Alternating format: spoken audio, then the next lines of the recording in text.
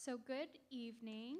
My name is Kristen Tapp. I am the branch manager at our Mont Bellevue Community Resource on Eagle Drive.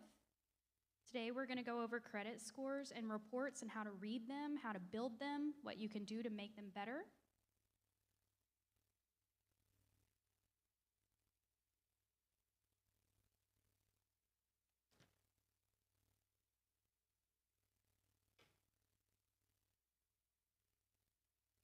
He told me this goes forward and backward, but it's flipped, so if I mess up, just work with me. I did want to start with a joke. So why don't bankers play hide and seek?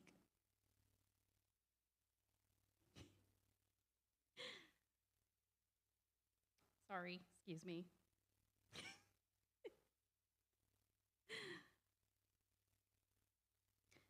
Because good luck hiding when they always check your balance. I like that one because it makes me think of the tellers.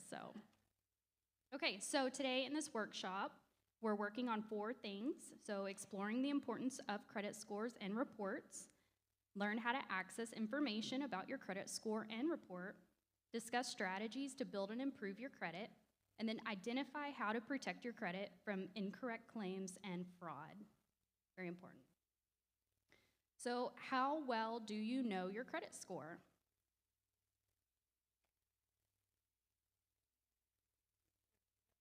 Okay. So a lot of people think they know it exactly. Not everyone does, but some people do. Or you might think you have an idea of it. Maybe you don't know it all. That's okay. There are 5 different tiers that we have. So if you are less than 579, you're in the poor area. If you are 580 to 669, you're in the fair. 670 to 739 is good. 740 to 799 is very good. And then 800 to 850, 850 is the most. It's exceptional. So depending on what tier you're in is based on the rates that a lender will lend to you. So if you have a lower score, typically this is going to give you a higher interest rate, where if you have a better credit score, you're going to get a lower interest rate, which means you pay a lot less in the end.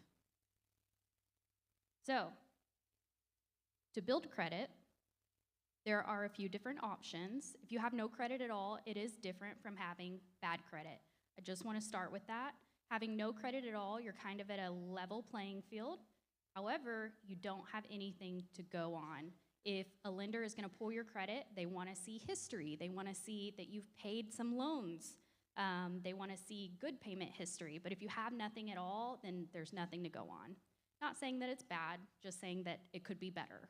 So if you have none at all, or if you're trying to build because you don't have a good credit score, you have a few options. One being you could open a line of credit, which could be a credit card. It could be a loan. It could be signing on someone else's loan, which we'll get more to that later. You could request your payment history to be reported. So if you have any bills that you pay, but they're not reporting to the credit bureaus, you could request that from your utility company. Maybe if you rent, you could request that from who you rent from. They're not legally obligated to report that, just so you know, but it is an option to ask for. And then, again, you could open a joint account. That would be signing with someone that you trust.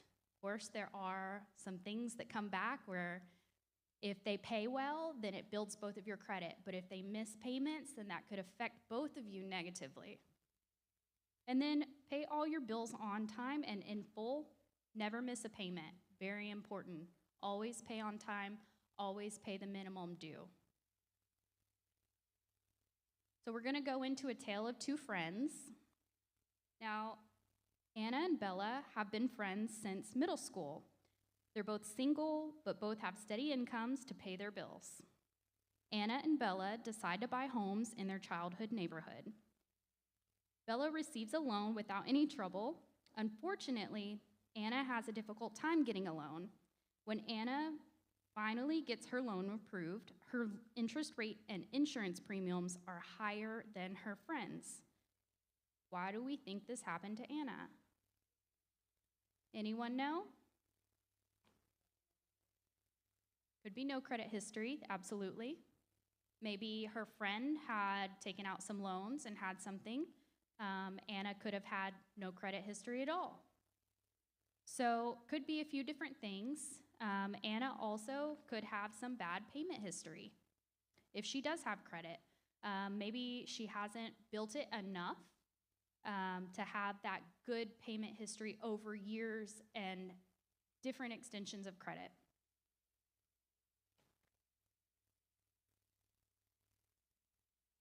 Okay. Next are the credit bureaus. There are 3 tiers that are reported to, so Equifax, Experian, and TransUnion. Credit scores are based on the information in the credit reports from these 3 bureaus. Just an FYI, if something is reported on one, doesn't always mean that it's reported on the other. They can be different. They do pull back 3 different scores every single time. So if you want to get your credit report, you do have a free option, which we'll talk about later, but you can request from each of these separately. Okay, so now to calculate a credit score, calculate a credit score, there's a few different things. What do y'all think is the most important? What do you think affects your score in the highest amount?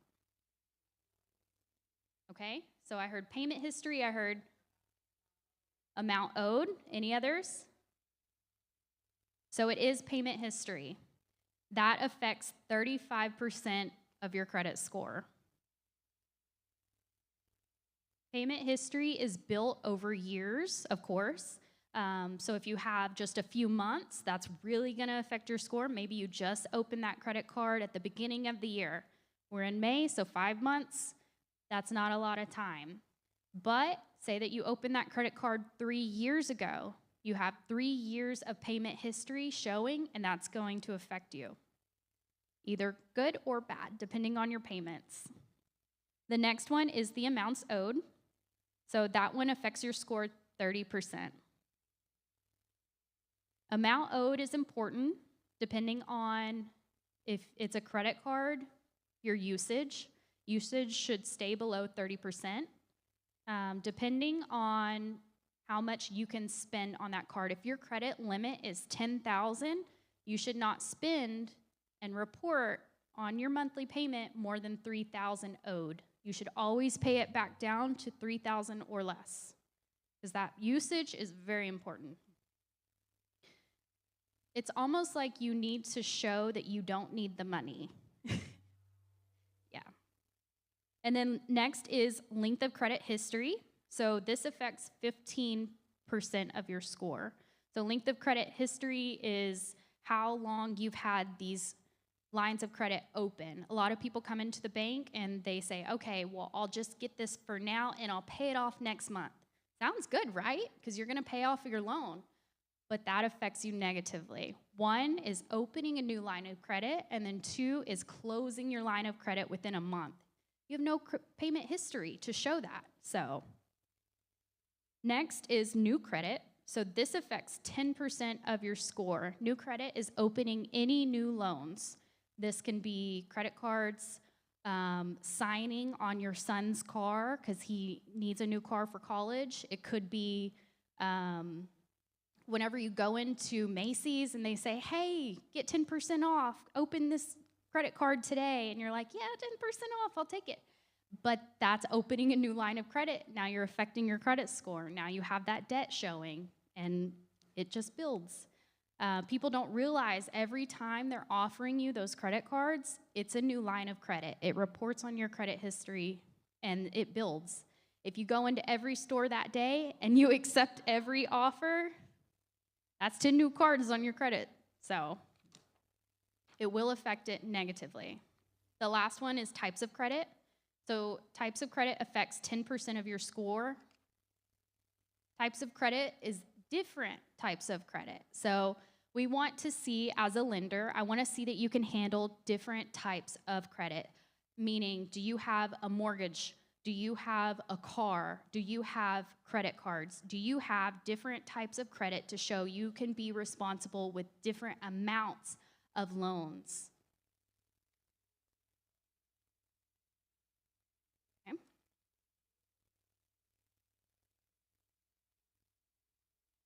Co-signing. So this is important. People don't realize. They come into the bank and they say, Kristen, tell me why this is affecting me negatively. I only signed for my son because he needed a car for college. That's not my loan.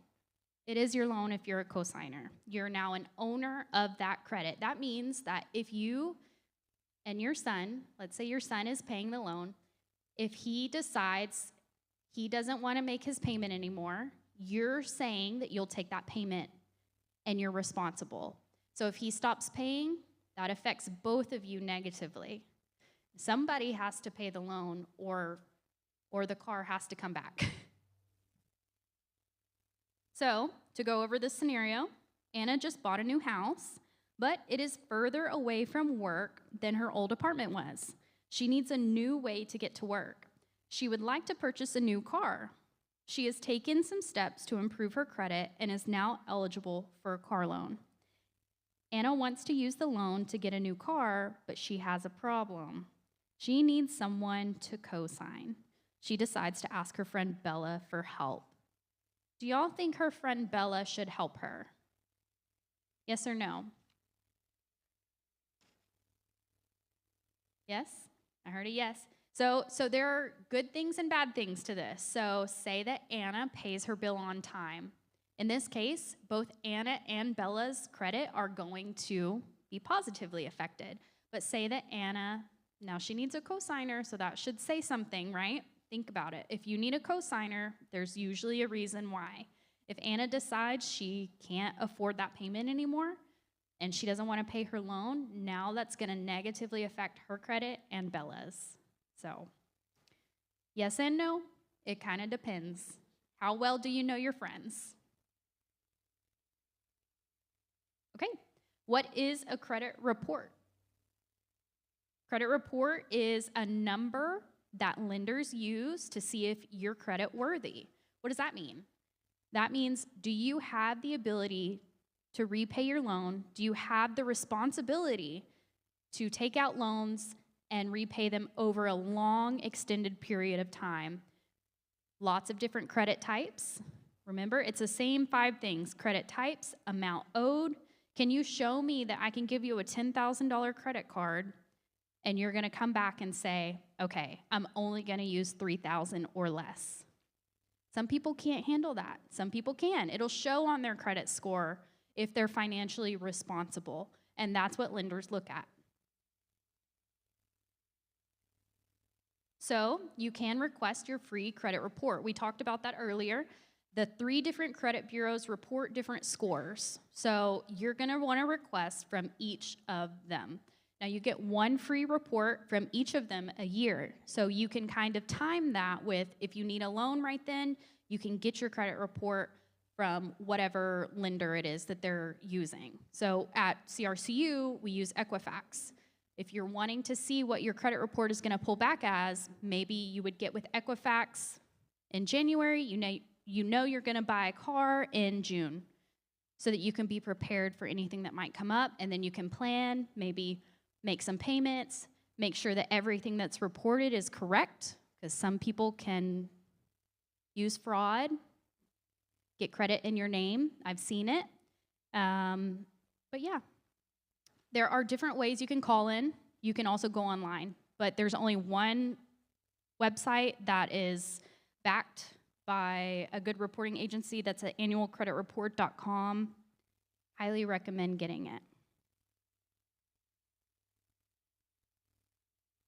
And again, this is just saying the 3 credit bureaus. Yes, ma'am. Uh-huh.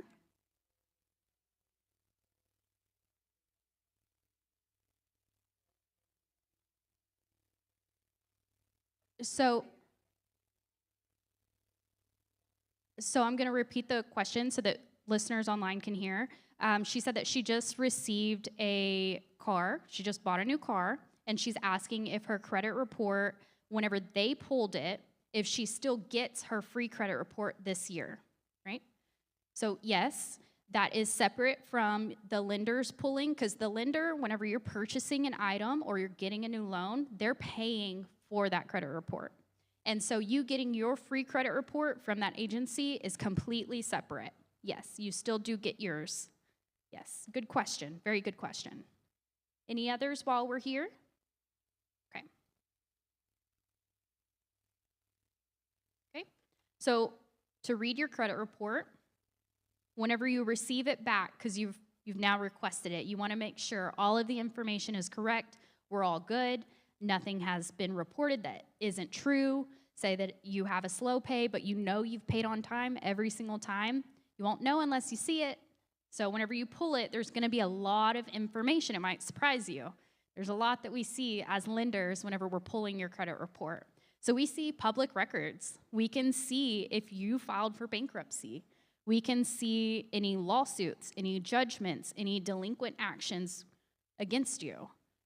Personal information, we can see your name, your phone number, your social security number, your address, your previous addresses as well. It's another tool that we use to verify that you are you sitting in front of me. We also get your credit accounts, of course. So any credits that are pulled, I can see your mortgage, I can see your house payment, how much you owe, the totals of your credit cards. I can see your usage amounts. I can see the past 2 years of each payment that you've made and if you've been late or not.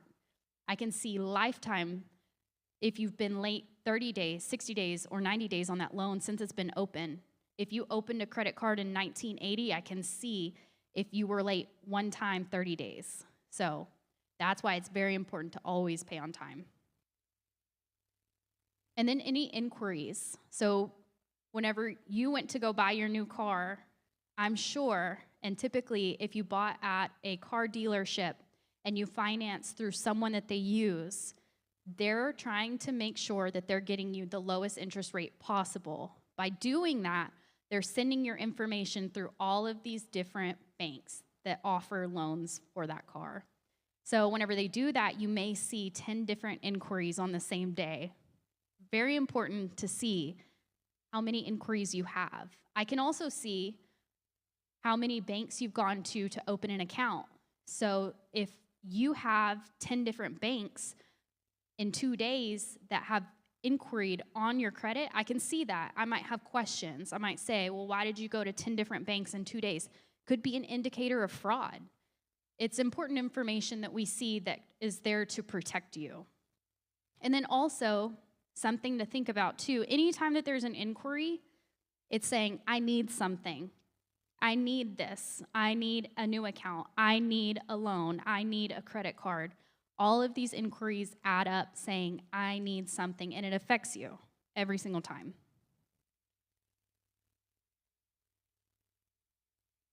So important dates to review. The date the account was opened. If you see a new credit card and you're like, man, I really don't remember going to Macy's that day, think about it. Check your receipts because it's important. And then say that 3 years ago, it says that you bought a car, but you didn't buy a car. That's something to question, something to talk about with the credit bureau. Make sure that everything on there is legitimate and you know about it. Dates of delinquency. That's another thing. Reporting late payments, that affects you. As we talked about, payment history is it's the number one thing on your credit report. So if there's a delinquency reporting and you know that you pay on time, ask about it. Ask it to be taken off. Say something, because it can be fixed. As long as you look at it, you know about it, and you ask it to be removed. Dates of public records. Say that it says that you moved. You haven't moved. That's an indicator. That could be fraud. That could be something. Ask questions. Make sure the information reported is yours, is correct, looks legitimate. And then, of course, dates of credit request. That's another indicator. You want to make sure that every time you touch your credit, you know about it. You're for sure that happened. And if you're not, ask questions. So say that you see something that isn't right. That happens. People make mistakes. We're human, right? But we want to get it fixed because it's important. This affects our daily life. This is how we get loans. This is how we buy things. So you can write a letter to the credit reporting agency. You can send your letter by certified mail and always request a return receipt. You want to make sure they received it.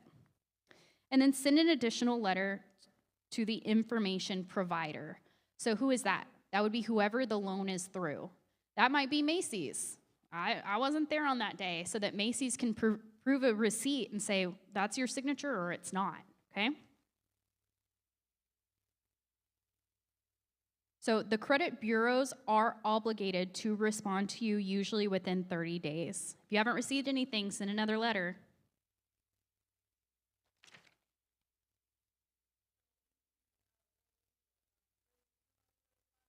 Yes, to the credit bureau, yes, and to whoever the loan is through.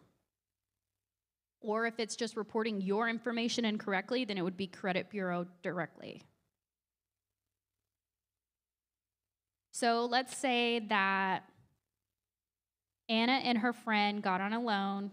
Anna defaulted on the loan. She decided she couldn't pay for it anymore, so now her friend's credit is negatively impacted. She probably needs to fix it if she wants a loan going forward. So there's a few steps she can do to help repair her credit. Number 1, monitor your credit report and score. You can't fix what you don't know. You have to see it to know what you're at. A lot of people do that whenever they come into the bank and they request a loan from me. So I pull their credit and then we pull it up. Something that we do at CRCU is we help you. We can show you this is defaulting. This is showing red. This is showing green. This has good payments. This has high utilization, things like that. We can walk you through it. If it's a good lender, they should do that. Typically, a credit union will. If it's a car loan and you're at the dealership, they're not going to take that time to do it. So make sure that you're with someone, a trusted financial advisor. All right? Pay your bills on time and regularly. Always on time. That's our number 1 payment history. Always on time and regularly. Always make the minimum payment due. If there's more that you can pay, pay more. But always make the minimum. If you don't, then it's going to be a slow pay, which is negatively going to impact your score. Get credit counseling. That would be sitting down with a loan officer, sitting down with someone in a credit union, sitting down with someone that's going to repair your credit, someone that you trust that will walk you through the steps of what to do, okay? And then consider financial products. That would be maybe a secured credit card. That's what I give to people who don't have credit. At CRCU, you're guaranteed approval. You put up your own money because it's secured, so you put your money forward, and then we can get you approved. And that will start building your credit history so that we can start making improvements, baby steps. And, yeah, no, go ahead. Yeah.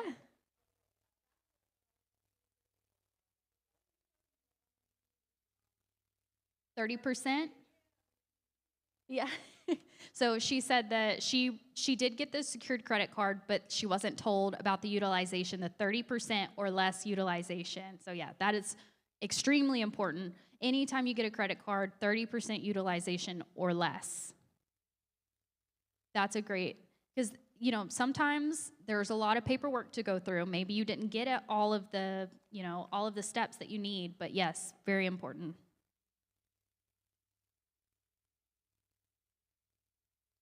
Okay, so Credit Repair Organizations Act. The Credit Repair Organizations Act was established to protect your rights as a consumer.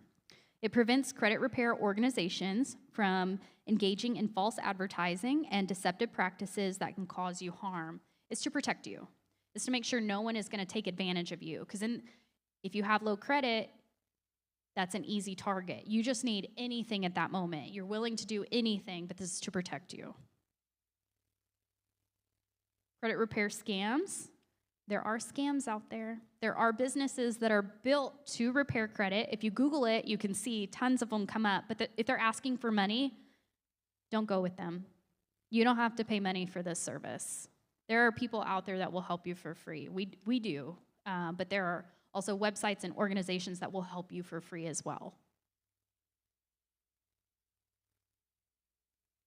Red flags of a credit repair scam. So again, Requesting upfront fees. Number one, paying money to them upfront, that's never a good thing. A promise to scrub all negative information, that's a red flag. If it sounds too good to be true, listen to, A promise to scrub or alter legitimate information. Maybe you don't want people knowing that you live there, right? Something like that. And they say, oh, we'll take it off. You can't do that. And then a warning not to contact the credit bureaus directly. You're entitled to dispute errors for free. It is your legal right. You can do that. If they're telling you not to, huge red flag. And then, of course, just in general, things to look out for. Don't ever put your signature on any blank documents. Your credit profile number scam, so that could be, they're saying, we'll get you up to 850, you're at 500 now. They can't promise that. And then fake social security number scams. Don't do it.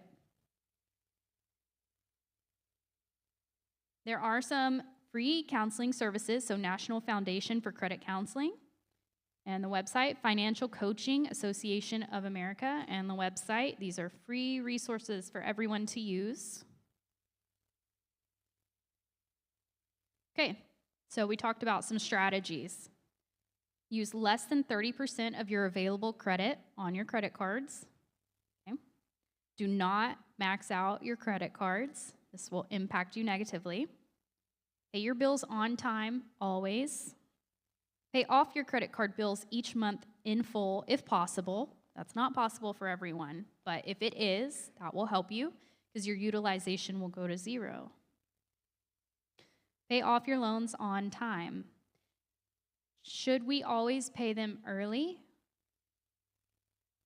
It depends, right? So what we talked about earlier was opening a loan this month and then paying it off next month.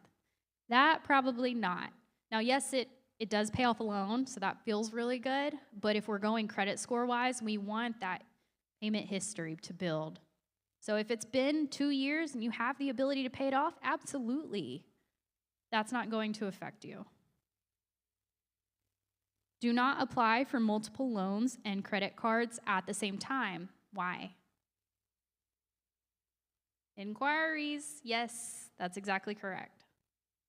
Make a financial plan or a debt management plan to reduce debt.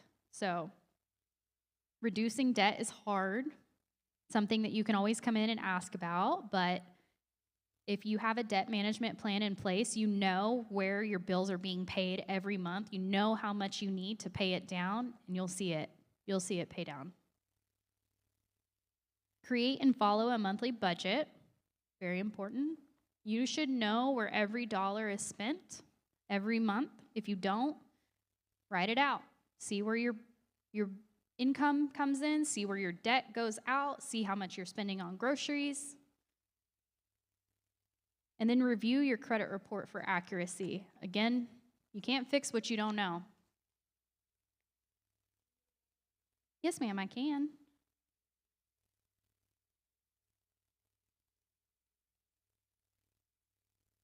So, went back so they could make a note, but today, as a summary, we've gone over a few things: how to understand the importance of credit scores and reports, how to access information about your credit reports, how to identify strategies to build and improve your credit, and then how to protect your credit from incorrect claims and fraud. Do y'all have any questions for me? Yes, ma'am.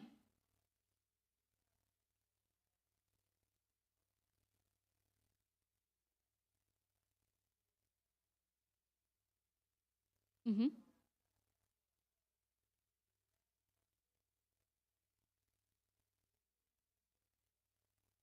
Yeah, and so she said whenever she applies for something online, she tracks her credit score through, Experian. And then whenever she applies for something, it affects her credit about 18 points. She said it's a lot, and it is. And I will tell you, whenever you track it like that without getting your full credit report, that number is just an estimation. Typically, it's about 30 points more or less than that number that they give you whenever we pull a full report. The only way to know your exact number is to ask for that free credit report online, like we spoke about, or to apply for a loan, and then that lender can tell you what it pulled back as. But yes, every time you apply, open a new line of credit, open a new inquiry, even if you're not approved for that loan, every single time it will affect your credit negatively. But that payment history over time of good payments, paying on time, low utilization on your credit scores at 30% or less, that will help build it back up so it doesn't affect it so much in the long term. What was your question?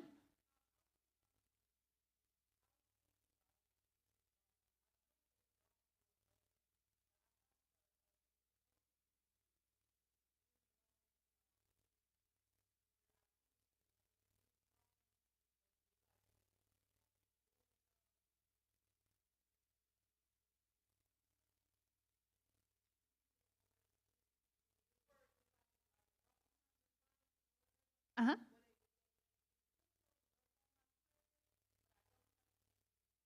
Mm.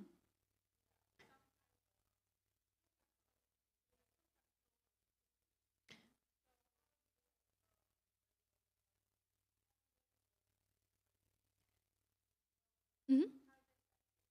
Yeah, that's a really great question. So she's saying that she has student loans and she's on a program where she got them deferred. So she doesn't have to pay them for a certain amount of time. And so she's asking, how does that affect her credit? Great question. Whenever you have student loan payments, we see it on your credit. So if you pay it or not, if it's deferred, you don't have to pay for a certain amount of time. If you have those payments building or not, or if they're deferred, it doesn't affect the way that we pull your debt to income, which would be how much income you receive versus how much debt you're paying out, so any loans that you have under your name. But if you're paying it or not, whenever they're due, of course, if you're paying it or not, we see that, and that does affect the score itself. The main number, that is affected. But if it's deferred and they're not saying that it's due for a certain amount of time and you're not paying it because it's not due, that doesn't affect you negatively until it comes due, and then you have to start making those payments. Then yes, that does. Yeah, great question though. Yes, ma'am.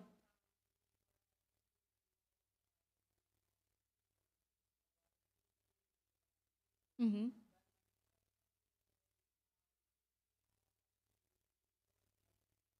Okay.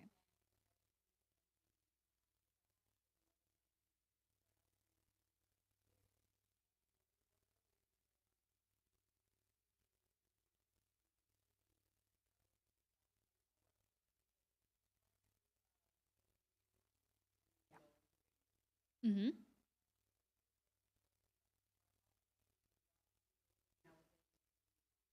Yes.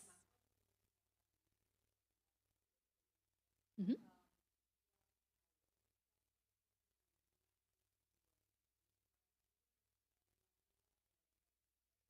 So anytime you refinance, that is pulling a new loan in and it is closing an old loan. So yes, it is affecting your credit. However, you're asking too if you need to wait to do that 6 months. You don't have to wait. You do, so whenever you finance from a dealership, as soon as you get your tags, we can refinance it. So that's typically like 30-ish days. We can refinance it at that point. But yes, it is closing that loan and opening a new one. Now, what helps you is payment history in that case. Your payment history over the years that you've built will positively impact what you're doing. Mm-hmm.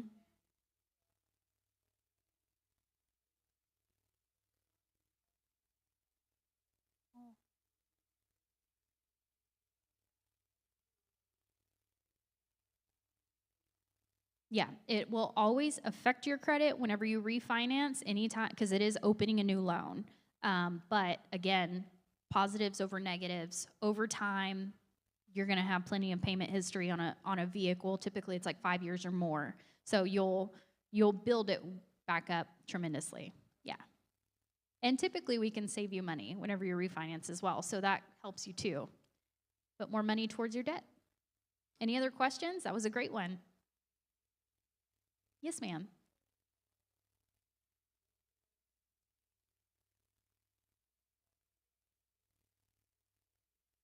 Yeah, so she's asking if debt collections can keep you from getting an apartment. And yes, your credit does affect rental. There are companies that will pull your credit whenever you are applying for a new rental space, and that can definitely negatively impact if you're able to get it or not. Yeah. Anytime that you have any negative debt or any missed payments, I mean, they're pulling your score just like if you were applying for a car or a credit card. It's the same thing. They want to see, are you credit worthy? Are you responsible? Things like that.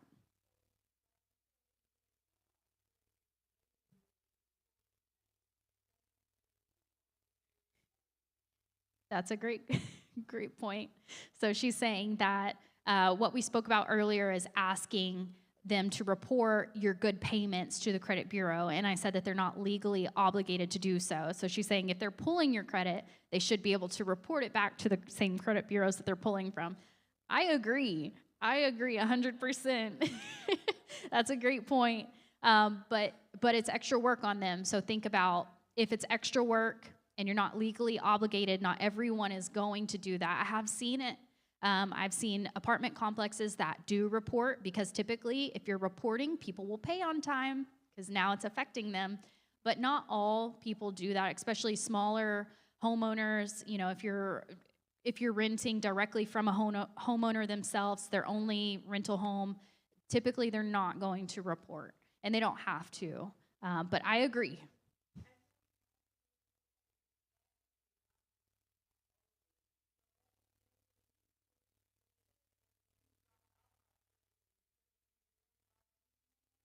So great question. She's full of great questions. So you said back in the day they used to say after 7 years bad credit drops off your report, and that is still typically true. But what I found out too is that debt collectors can buy that debt and then start reporting again. So that yes. So don't just not pay it because it's about to be 7 years. Someone can buy that debt and you can still be responsible for another 7 years. It's easier just to pay your bills on time, pay off your debt if you have any slow pays or if you have anything reporting.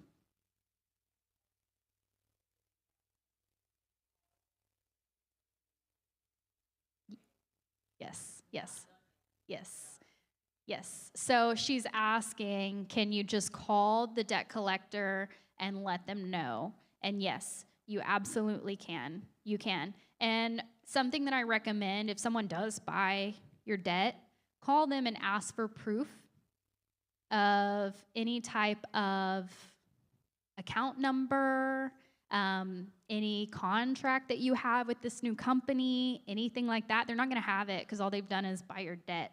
And that's a really easy way to get it off of your credit report. Because once you contact them, you ask for proof, they have nothing to provide, and then you can call the credit bureaus and let them know, I don't have a contract with this company. I never signed anything with them. And they will have to remove it. So that's a tip. That's a great question. Anyone else? I love this. Yes, ma'am.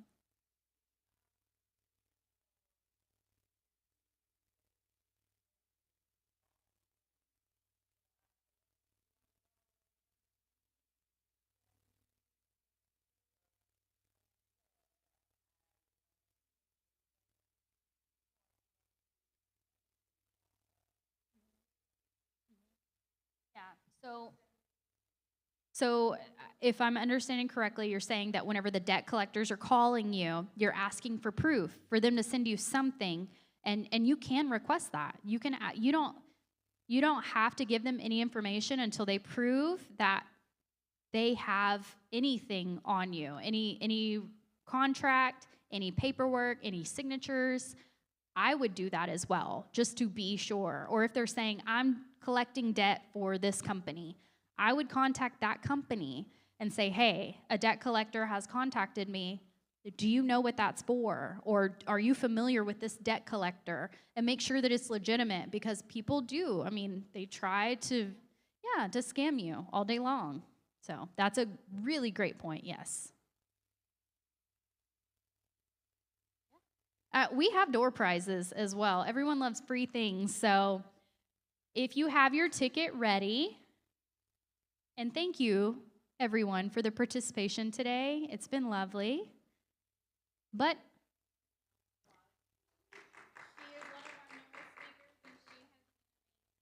thank you. All right, you ready? Oh, great.